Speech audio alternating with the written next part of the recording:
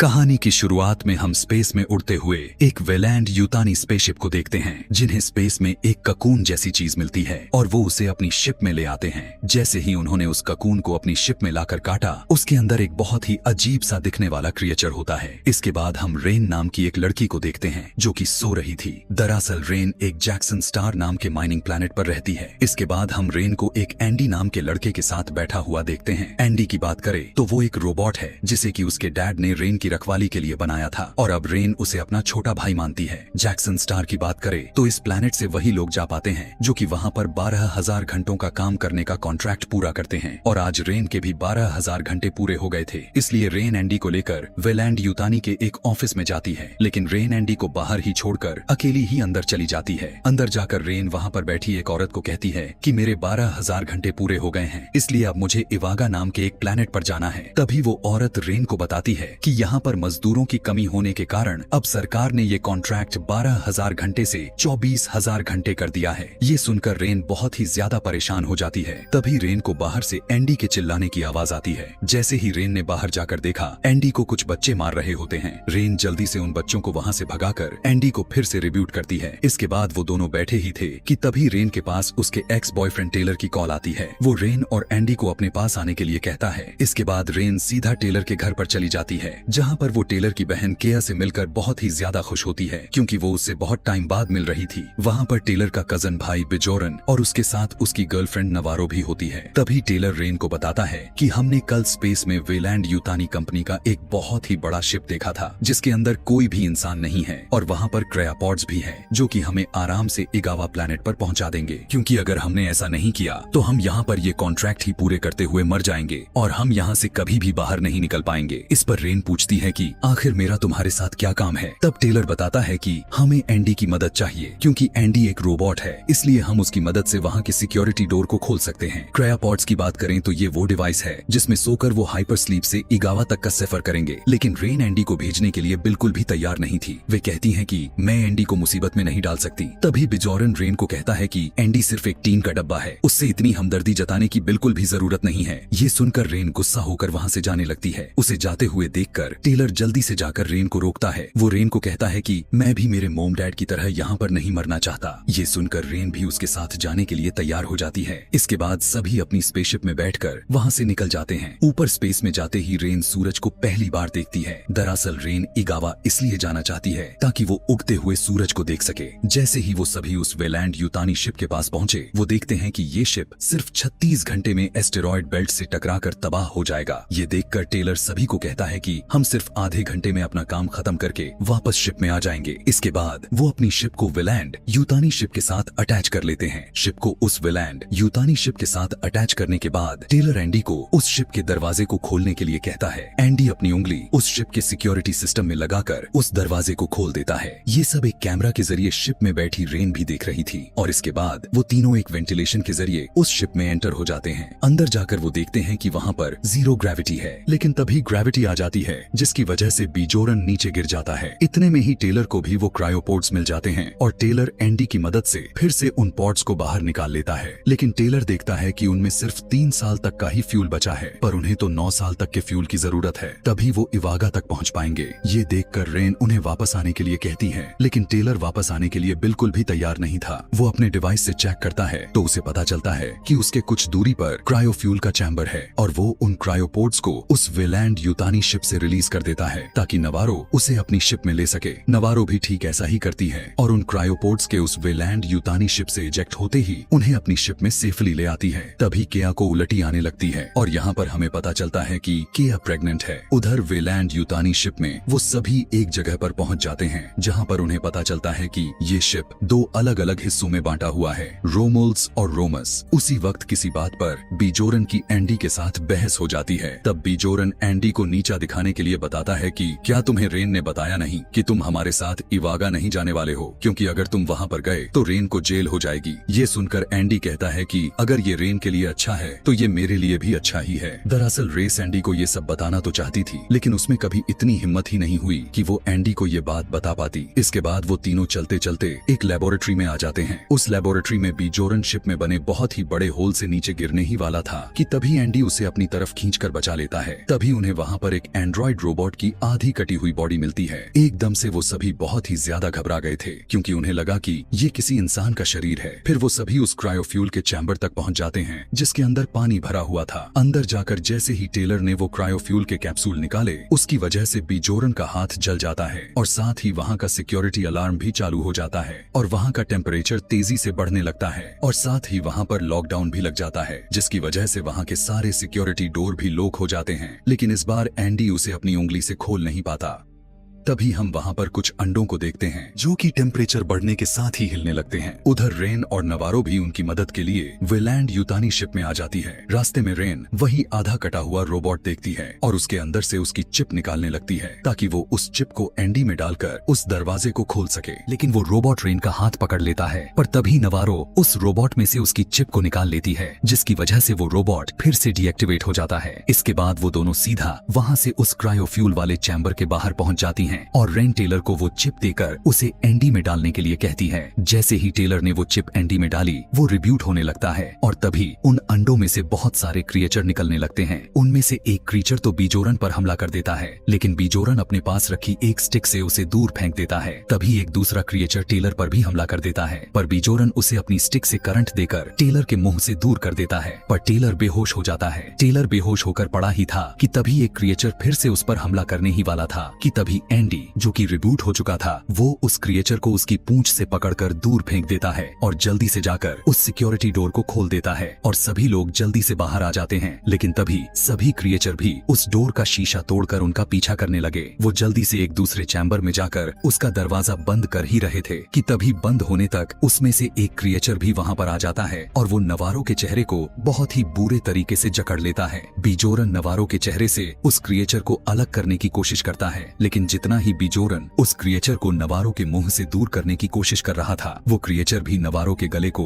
और भी ज्यादा ताकत लगाकर दबा रहा था। ये देखकर टेलर उसे ऐसा करने से रोक देता है। तभी रिबूट हुआ। एंडी बोलता है कि जहाँ तक मुझे लगता है ये क्रिएचर इसे मार नहीं रहा, पर इसे ऑक्सीजन देकर इसको जिंदा रखने की कोशिश कर रहा है, लेकिन मुझे भी नहीं पता कि ये ऐसा क्यों कर रहा है। वो उन्हें बताता है कि इसके बारे में हमें ये सिंथेटिक रोबोट जरूर बता सकता है, इसलिए टेलर और एंडी दोनों उसे एक्टिवेट कर देते हैं। वो रोबोट उन्हें कहता है कि जितना जल्दी हो सकता है यहाँ से भाग जाओ, क्योंकि अगर तुम यहाँ पर थोड़ी देर भी और रुके तो मारे जाओगे। वो रोबोट उन्हें उस क्रिएचर के बारे में भी बताता है जो कि नवारो के मुंह पर चिपका हुआ था। वो कहता है कि ये जीव इसके अंदर एक बीज छोड़ रहा है और कुछ ही देर में इसके अंदर से एक जेनोमॉर्फ नाम का क्रिएचर निकलेगा और वो उन्हें वहाँ पर ऊपर टंगे जेनोमॉर्फ की बॉडी भी दिखाता है। उस वक्त हमें पता चलता है कि वो बड़ा सा होल जेनोमॉर्फ के खून से ही हुआ था, क्योंकि उसके शरीर से खून नहीं बल्कि तेजाब निकलता है। वो यूतानी रोबोट एंडी को कहता है कि तुम्हें इस लड़की को यहाँ से ले जाने से रोकना होगा, क्योंकि अगर ये बाहर गई तो तबाही मच जाएगी। एंडी बीजोरन को नवारो को ले जाने से रोकता है, लेकिन बीजोरन गुस्से में एंडी को उस रॉड से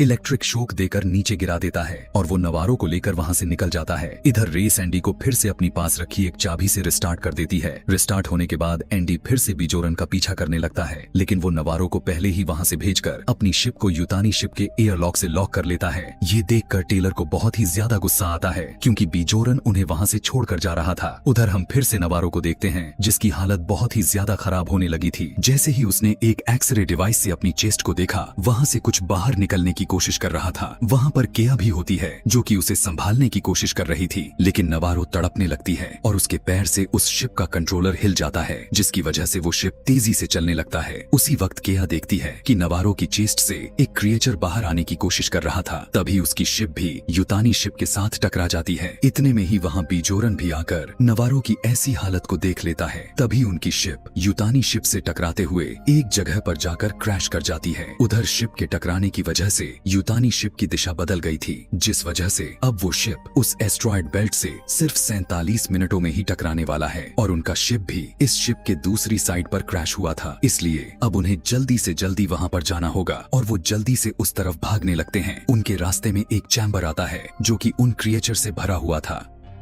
तभी एंडी उन्हें बताता है कि ये क्रिएचर साउंड और हमारे बॉडी के टेम्परेचर से अट्रैक्ट होते हैं। ये सुनकर रेन कहती है कि क्यों ना हम इस चैम्बर का टेम्परेचर हमारी बॉडी जितना कर दें, जिससे कि ये क्रिएचर हमें पहचान नहीं पाएंगे। इसलिए वो ऐसा ही करते हैं। अंदर जाने से पहले एंडी उन्हें बताता है कि तुम्हें अंदर जाकर बिल्कुल भी घबराना नहीं है, क्योंकि इससे तुम्हारे शरीर का टेम्परेचर फिर से बढ़ जाएगा और तुम उनके हाथों मारे जाओगे। और फिर सभी अंदर चले जाते हैं। रेन उस चैम्बर के अंदर एक लाश को देखकर थोड़ा घबरा जाती है, लेकिन टेलर उसे शांत रहने में मदद करता है। दूसरी तरफ केया को भी होश आ गया था और वो शिप से बिना आवाज किए बाहर निकल जाती है। आगे जाकर वो एक ककून को देखती है, लेकिन तभी पीछे से बीजोरन भी वहाँ पर आ जाता है। दरअसल ये ककून उस क्रिएचर जेनोमॉर्फ का होता है, इसलिए बीजोरन उसे इलेक्ट्रिक शॉक देकर उस ककून में ही मारने की कोशिश करता है। तभी उसे लगता है कि वो क्रिएचर मारा गया है, पर वो क्रिएचर अपनी नुकीली पूंछ से बीजोरन पर ही हमला कर देता है और जैसे ही बीजोरन नीचे गिरा, उस जेनोमॉर्फ की बॉडी से निकलने वाले तेजाब से बीजोरन का शरीर भी गल जाता है और बीजोरन की वहीं पर मौत हो जाती है। अब वो क्रिएचर अपने ककून से बाहर निकलने की कोशिश कर रहा था। ये देखकर केया भी वहाँ से भागने की कोशिश करती है। वो दरवाजा खोलने की कोशिश करती है, लेकिन केया दरवाजा नहीं खोल पाती। उधर हम टेलर को देखते हैं, जिसके पास रखे एक छोटे से डिवाइस से केया उसे बचाने के लिए बोल रही थी। टेलर उसे बताता है कि उस दरवाजे की चाबी वहीं कहीं नीचे पड़ी होगी, इसलिए केया चाबी को नीचे ढूंढने लगती है और उसे वो चाबी मिल जाती है। वो दरवाजा खुलते ही भागने लगती है और सामने नहीं देखती, जिसकी वजह से केया नीचे गिर जाती है। उसकी चीख सुनकर टेलर को पसीना आ जाता है, जिसकी वजह से उसकी बॉडी का टेम्परेचर बढ़ जाता है। तभी एंडी उन्हें जल्दी से वहाँ से भागने के लिए कहता है और सभी भागने लगते हैं। वो क्रिएचर भी तेजी से उनका पीछा कर रहे थे, लेकिन टाइम रहते सभी लोग एक दूसरे चैम्बर में पहुंच जाते हैं। इसके बाद हम केया को देखते हैं, जिसे की होश आ गया था। तभी वो देखती है कि उसके ऊपर जेनोमॉर्फ मंडरा रहा होता है। उससे बचने के लिए केया एक दरवाजे के पास जाकर उसे खोलने की कोशिश करती है, लेकिन जैसे ही उसने उस सिक्योरिटी डोर में अपनी उंगली डाली, वहाँ के सिक्योरिटी अलार्म चालू हो जाते हैं। तभी उस डोर के दूसरी तरफ टेलर और बाकी लोग भी आ गए। एंडी दरवाजा खोलने ही वाला था, लेकिन अपने सामने उस जेनोमॉर्फ को देखकर वो रुक जाता है और इतने में ही वो जेनोमॉर्फ केया को वहाँ से ले जाता है। रेन एंडी को कहती है कि आखिर तुमने ऐसा क्यों किया, तुमने दरवाजा क्यों नहीं खोला? जिस पर एंडी कहता है कि अगर मैं वो दरवाजा खोलता तो वो जीव हमें भी मार सकता था। इसके बाद एंडी उन्हें एक लैब में ले जाता है, जहाँ पर बहुत सारे प्रयोग किए हुए होते हैं। तभी वहाँ पड़े कंप्यूटर के जरिए वो यूतानी कंपनी का रोबोट उन्हें बताता है कि हमने यहाँ पर बहुत सारे प्रयोग किए थे ताकि हम इंसानों को और भी ज्यादा शक्तिशाली बना दे, जिससे कि वो इस ब्रह्मांड के किसी भी प्लेनेट पर जिंदा रह सकें, और इसलिए हमने ऐसा करने के लिए एक सीरम बनाया है। दरअसल एंडी का काम उस सीरम को वापस यूतानी कंपनी के पास लेकर जाना था। उन सीरम को निकालने के बाद एंडी टेलर और रेस को गन देता है ताकि वो इन गन से खुद को उस जीव से बचा सके,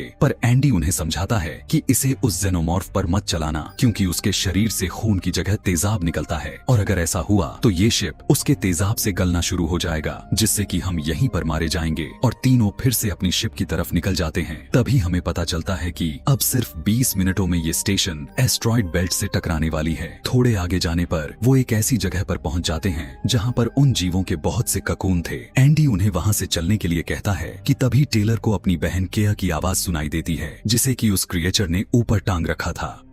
टेलर जल्दी से केया को वहां से नीचे उतारता है। एंडी उन्हें बताता है कि उस क्रिएचर ने केया के साथ कुछ भी नहीं किया है, क्योंकि उसका बहुत ज्यादा खून बह रहा था। वो टेलर को वही सीरम केया को लगाने के लिए देता है, लेकिन रेन उसे रोक लेती है। वो कहती है कि हम इसे अपनी शिप में ले जाकर क्रायोपॉड में सुला देंगे, जिससे कि ये इवागा जाने तक जिंदा रहेगी। तभी उन्हें वहाँ पर उन क्रिएचर के आने की आवाज सुनाई देती है और सभी भागकर एक लिफ्ट के पास पहुंच जाते हैं। लेकिन तभी वहाँ पर एक क्रिएचर आकर अपनी पूंछ को टेलर के अंदर घुसा देता है और साथ ही एंडी को भी जख्मी कर देता है। वो क्रिएचर टेलर को अपने साथ ऊपर ले जाता है। तभी हम देख पाते हैं कि वहाँ पर बहुत सारे क्रिएचर हैं। रेस उनके आने से पहले केया को लेकर लिफ्ट में चली जाती है, लेकिन लिफ्ट से ऊपर जाते वक्त रेस एक कैमरा से एंडी को देखती है और वो सोचती है कि वो एंडी को बचाने के लिए फिर से नीचे जाएगी, इसलिए वो लिफ्ट को रोक लेती है। रेस केया को सीरम पकड़ाकर उसे कहती है कि वहाँ से सीधा तुम शिप में चली जाना, जहाँ से वो शिप ऑटो पायलट मोड पर तुम्हें इवागा ले जाएगी। इतना कहने के बाद रेन उस लिफ्ट से उतरकर वापस नीचे जाने लगती है। उस वक्त लिफ्ट में केया खुद के अंदर वो सीरम इंजेक्ट कर लेती है। नीचे पहुंचने के बाद रेस देखती है कि अब वहाँ पर कोई भी क्रिएचर नहीं है,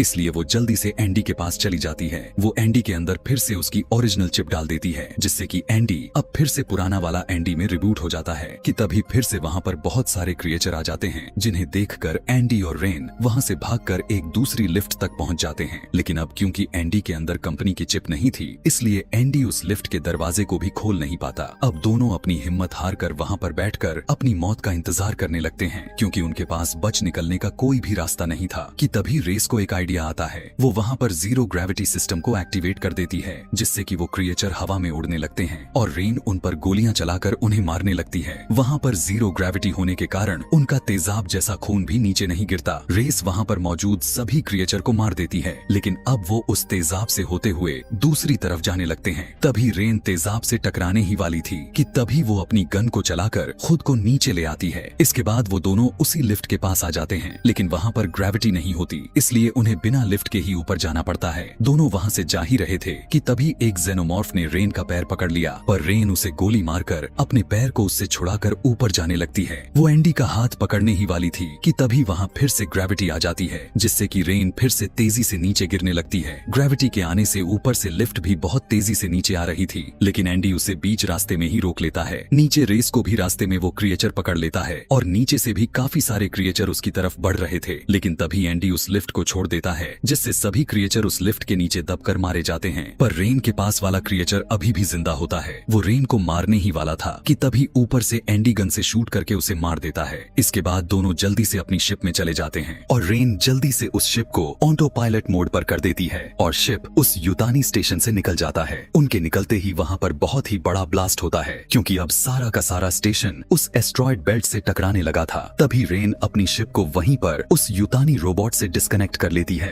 क्योंकि वो उन्हें फिर से जैक्सन स्टार प्लैनेट पर लेकर जा रहा था। लेकिन रेन वहाँ से सीधा इवागा जाने का प्लान बना लेती है। फिर रेन केया को उस क्रायोपॉड में सुला देती है और फिर एंडी को भी उस शिप के साथ कनेक्ट कर देती है, ताकि इवागा पहुंचने तक वो एक्टिवेट रह सके। इसके बाद रेन खुद क्रायोपॉड में सोने की तैयारी कर ही रही थी कि तभी केया के क्रायोपॉड में एक वार्निंग अलार्म चालू हो जाता है। जैसे ही रेन ने उसे खोलकर देखा, वो देखती है कि केया बच्चे को जन्म दे रही होती है, लेकिन उसके शरीर से एक गोल ककून जैसी कोई चीज निकलती है और रेन जल्दी से उसे उठाकर वहाँ से दूर फेंक देती है। रेन देखती है कि उस ककून में एक बहुत ही अजीब सा दिखने वाला बच्चा होता है, पर उस ककून से निकलने वाले तेजाब की वजह से वो नीचे गिर जाता है। रेस जल्दी से उसे मारने के लिए नीचे जाती है, लेकिन वहाँ पर उस ककून में कुछ भी नहीं था, पर उसके पास कुछ पैरों के निशान थे जो कि लगातार बड़े होते हुए जा रहे थे, यानी कि इस ककून में जो कोई भी था वो अब बड़ा हो चुका है। ऊपर एंडी भी केया के पास आ गया था। तभी उसके पीछे वही क्रिएचर आकर खड़ा हो जाता है, जो कि दिखने में बिल्कुल इंसानों जैसा था, लेकिन वो इंसानों से बहुत ही ज्यादा बड़ा था और उसके पूंछ भी होती है। तभी वो एंडी को अपने तेज नाखूनों से जख्मी कर देता है और केया के पास आने लगता है। उसकी चीख सुनकर रेन भी ऊपर आ जाती है, लेकिन जैसे ही उसने ऊपर आकर केया को देखा, उसे उस क्रिएचर ने आधा खाया हुआ था। अब वो क्रिएचर रेन की तरफ बढ़ने लगता है, पर रेन उसे अपनी पास रखी एक फ्रीजिंग मशीन से मारने की कोशिश करती है, लेकिन वो क्रिएचर रेन पर हमला करके